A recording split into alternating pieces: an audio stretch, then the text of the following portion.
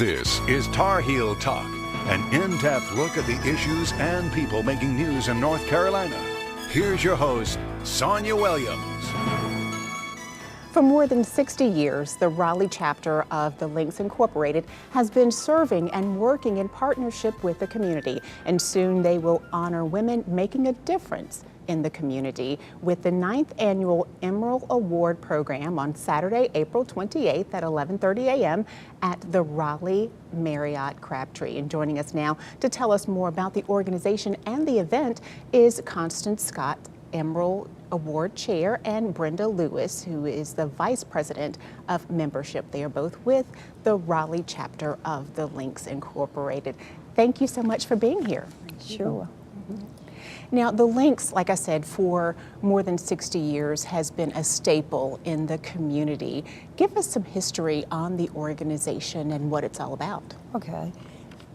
It's an international organization. We have 285 chapters in 41 states in the U.S. and in the Bahamas. And it's the national chapter, or the national organization has been around for like 72 years. And it's built on friendship and service. Now, the Raleigh chapter, as you said, has been around 60 or more years, 69, I think. And we have, in the Raleigh chapter, 51 members. And I think we'll talk more about what we do in the community on your next segment. But we take a pledge when we come into the chapter to work in the community and pledge our service to the community and to work as friends doing that service. We have facets where our programs are concerned, and the 5 facets that the national organization has determined that we work through is services to youth, and these are the facets that are needed in the community. Mm-hmm. So services to youth, international trends and services, national trends and services, health and human services, and the arts. And those are where we focus our strengths and our needs with the community when we're out doing the service. Mm-hmm. And I know that coming up in April, you'll be honoring women who are making a significant impact in the community in various ways. Talk a little bit about the Emeril Award program. Mm-hmm. This is your 9th year in doing this. Yes, it's our 9th year in doing it. We actually honor one of our Lynx members having done the Emeril Award program, primarily Lucille Webb, who is one of our platinum members. Mm-hmm. She, back in 1990, wanted to honor women in the community for things that they had done.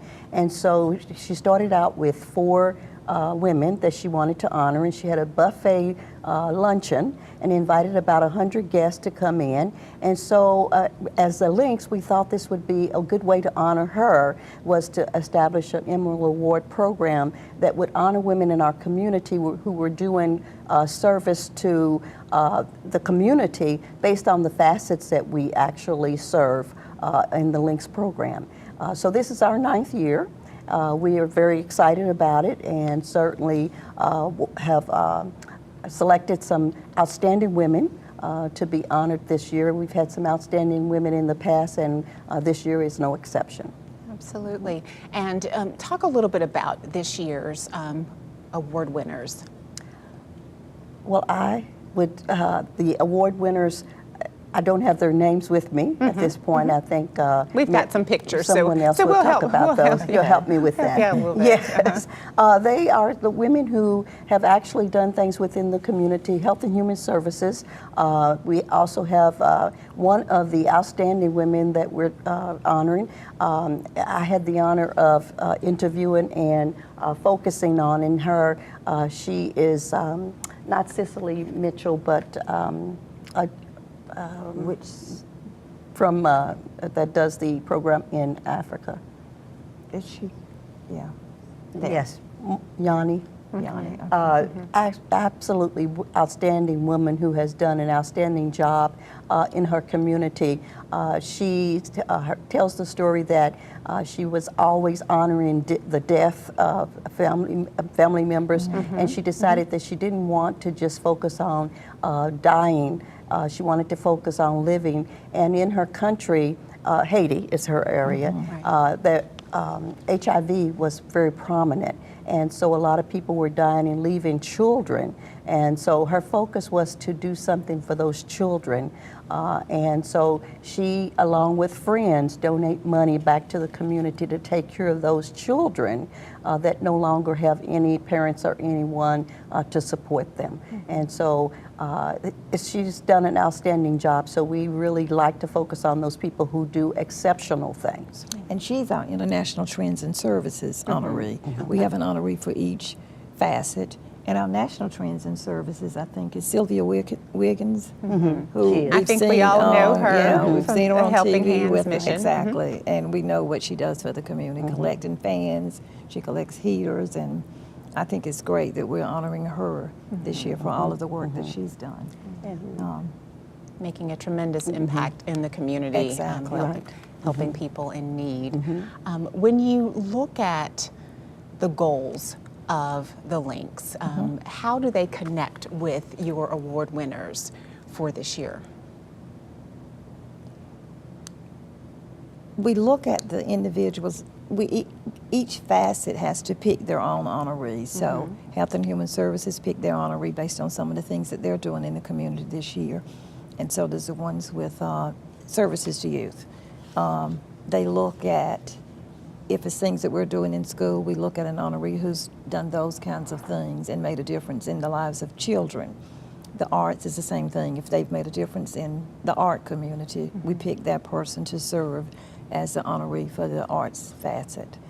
And the same thing with Miss Wiggins, who, as you said, we all know what she's done as National Trends and Services in the Raleigh community. And that lets us each facet picks their own with the help, and there's about 10 people on each facet, so we get input for them, the chapter votes on them, and we kind of go from there, decide on who we will honor each year. What can we expect from this year's award ceremony? I know that every year it's a grand affair. What can we expect this year? Well, we hope it's an outstanding program. Let's just say that we hope that. In the past, we have felt like that we have made a difference by honoring the women who do outstanding things, and certainly in the African American community, we want to honor those women to show others that we are constantly doing good within our community. And what we do is, with this Emeril Award, we use those funds that we raise to go back into our community and do things within the community. Certainly right now we support Hope Academy, and we also support Elders Peak senior citizen area. So we try to take what we do and put it back into the community so that we can honor our Lynx program through the services that we are able to do. Absolutely. We're going to take a break. We'll talk more in just a minute. Okay. We'll be back with more on the Emeril Award program after these messages.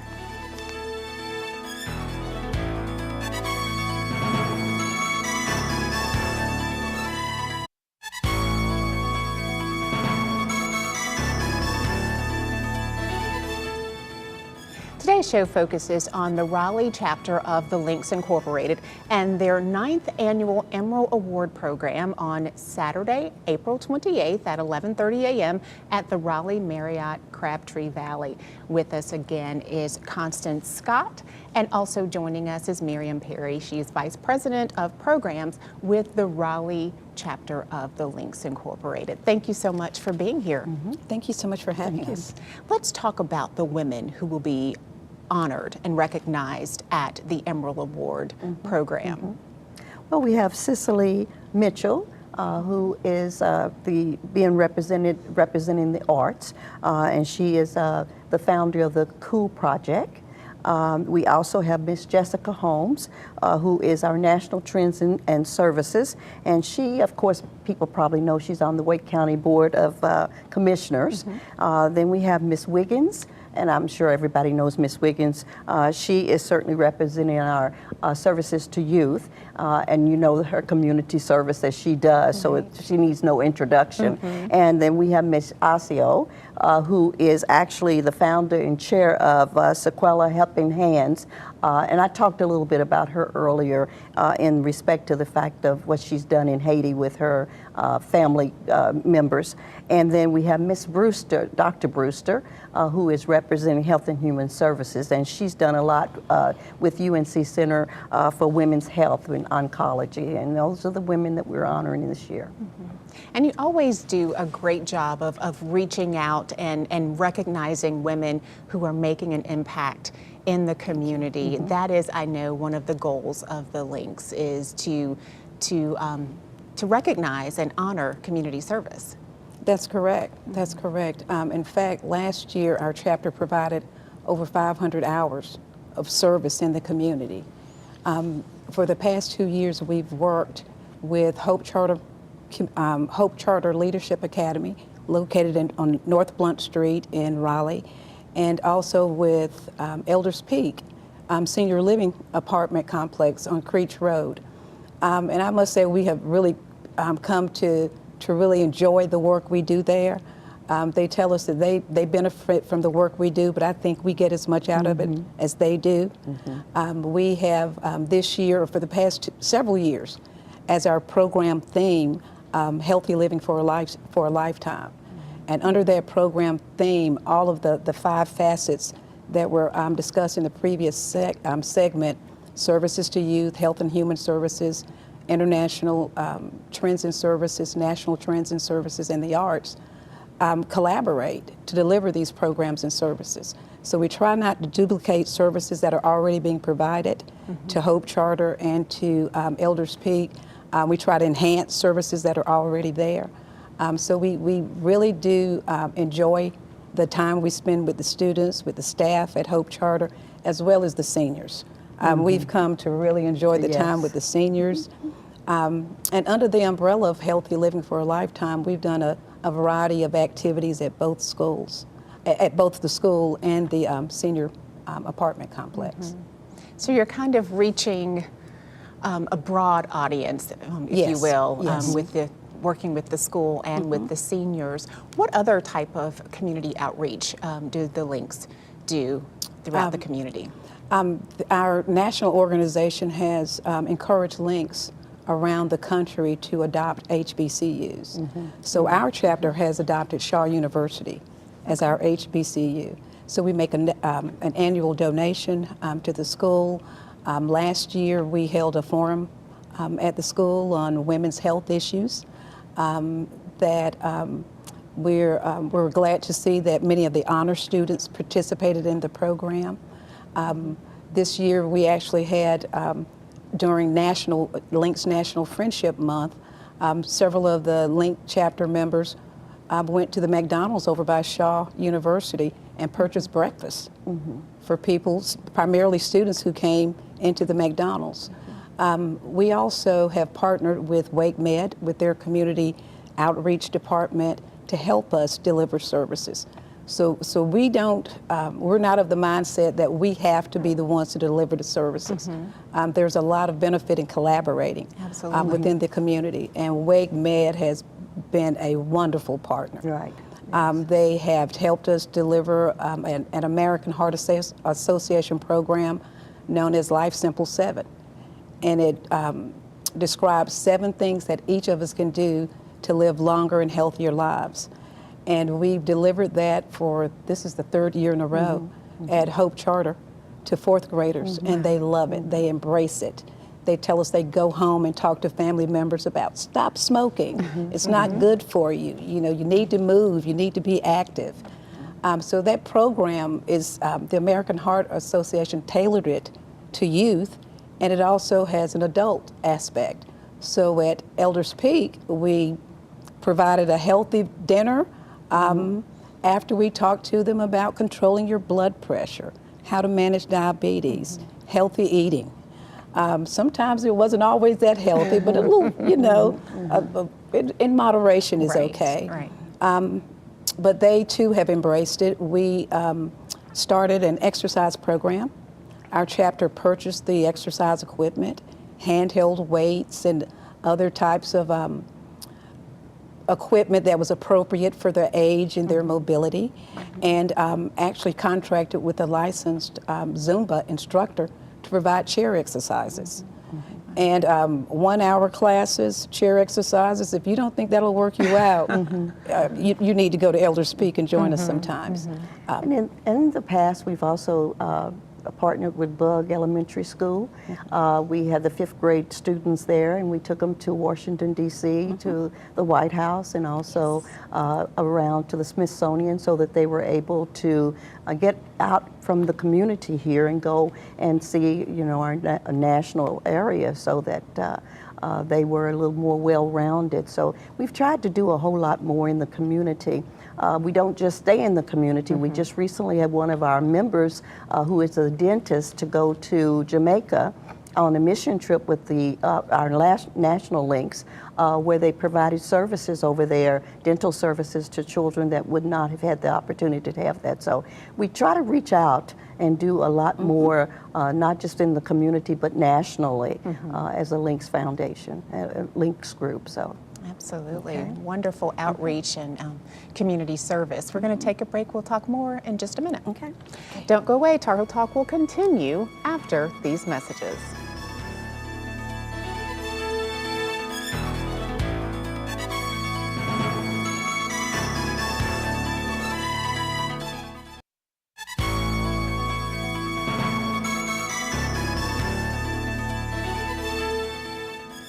Welcome back to Tar Heel Talk. I'm Sonia Williams. Today's show focuses on the Raleigh chapter of the Lynx Incorporated and their 9th annual Emeril Award program on Saturday, April 28th at 11:30 a.m. at the Raleigh Marriott Crabtree Valley. And with us again is Miriam Perry, and also joining us is Brenda Lewis. Thank you both so much for being with us. Thank you. Now, let's talk a little bit about the Emeril Award program and what our viewers can expect from that event. We have the 5 honorees, excellent entertainment each year, a singer, and usually it's sort of paraprofessional, I guess I would say, that we have, that always gets great, a lot of awards. I mean, it's something that we don't see often at luncheons. But what I want to talk about is a little bit about the gift that we give our honorees. Okay. We decided that these women, because they've done so many great things already, and they're all professional in their own right, but we didn't think they wanted another plaque or a trophy, because of course they've gotten a lot of those. So we decided to give them an Emeril, and thus the Emeril Award. An emerald is multifaceted. It's a natural stone, which kind of plays into our program of 5 facets, which is why we chose the emerald. And it's green, which is the color. Our colors are green and white. So with the necklace that we give them, and what we've done each year is a different style of necklace, but it's an emerald necklace with pearls that each honoree will get. And I think it will have the date on the necklace as well, as our gift to them. And I do want to say, we talked about Lucille Webb. The first one that she did in 1991, she paid for it herself. She had about 100 people that she hosted, but it was at her cost. But now we're doing the fundraising, and it is in her honor, and we just love her for that. She's our platinum member and just a huge member in the community as well. Absolutely, absolutely. I think Mrs. Webb has done a lot of community service over the years and been a great help to the Raleigh community. When you look at the work that the Lynx are doing in the community, what are some of your goals looking ahead at 2018 down the road? I think some of our goals for next year include embracing STEM, science, technology, engineering, and math. We keep hearing about that. But I think we all know that African Americans are underrepresented in STEM careers. And so one thing that we're looking at possibly doing next year is if we continue our work with Hope Charter, to see how we can especially with the young girls there, to see how we can introduce them to STEM and let them know and hope and dream that they too can be an engineer, that they can be an astronaut, that they can be anything they dream to be. We're actually this year, we have the opportunity to partner with 2 local nonprofit organizations that are delivering a STEM program April 11th and 12th. And so we will be working with them to deliver that at Hope Charter, where they're actually bringing an African-American astronaut in to talk to the children, to actually, I think there are going to be six venues over a 2-day period. And so we're really beginning to push STEM. And we want to deliver programs that are sustainable, so that when we leave Hope Charter, not only will we have left a mark, but we will have put in place programs that continue the school to be successful. They've done a great job over the past few years, and we were proud to have been a part of that. And that collaboration really makes a statement. It really does. Thank you. With our students, helping them to dream and to see what is attainable down the road. We do uniforms each year for them as well. They wear uniforms, but we purchase uniforms for them. We give them 2 pair of pants, 2 shirts, and I think sweaters to just kind of add to what they've got, and we'll continue doing that as well. I'd like to add in something like book bags and more books for the library, but we haven't really talked about our goals for next year, but we will get those done. Absolutely. And you're working with the seniors as well. Like, so you work with the youth and then you're working with the seniors. What kinds of, I know you do the exercise and healthy living with the seniors. What are some of the other things that you're doing with our older population? One of the Nationals initiative is mental health. And we know that seniors are limited in often limited in their mobility and are not able to get out and about like they used to. So we try to provide opportunities for them to get together. It's a fairly small complex, it has 49 residents, and we provide through the work that we do there opportunities for them to get together when oftentimes they would not have. And it's really a delight to see them come together, and I haven't seen you in a month, and they're talking to each other. They're talking to their neighbors that they don't get an opportunity to see. So it's a good opportunity. We think it lends to their socialization. They're able to get out and about. We actually took a group of seniors through a collaborative effort with Martin Street Baptist Church to see the Ebony Fashion Fair exhibit. So we took a group of the women and we said, whoever wants to go. The church provided the transportation, and then we enjoyed lunch at DNS Cafeteria. And they were so glad to get out and about. And so that's what we try to do. We try to make sure that we not only focus on their physical health, but their mental health as well. And during the holidays and Thanksgiving, we provide dinner for them because a lot of them don't have relatives, and so they are at that facility for the Thanksgiving. So we provide a Thanksgiving dinner, and the same thing at Christmas. We bring Christmas gifts for them, and they really enjoy that a lot, the gifts that we give them. And we have the Arts Facet will do an art class at Easter, I think. Absolutely. And they'll have them help them draw a picture or something. Lots of Halloween, wonderful things going on in the community. Exactly. The Raleigh chapter of the Lynx is certainly making a difference, and we thank you both so much for taking the time to be here and sharing your work with us We're today. in the community. Thank you. All right. Thank you. That's it for this week's Tar Heel Talk. To comment on this or other episodes of the show, follow us on Facebook or Instagram, or send us an email at tarheeltalk@fox50.com. I'm Sonia Williams. Thanks so much for watching. We'll see you again next week.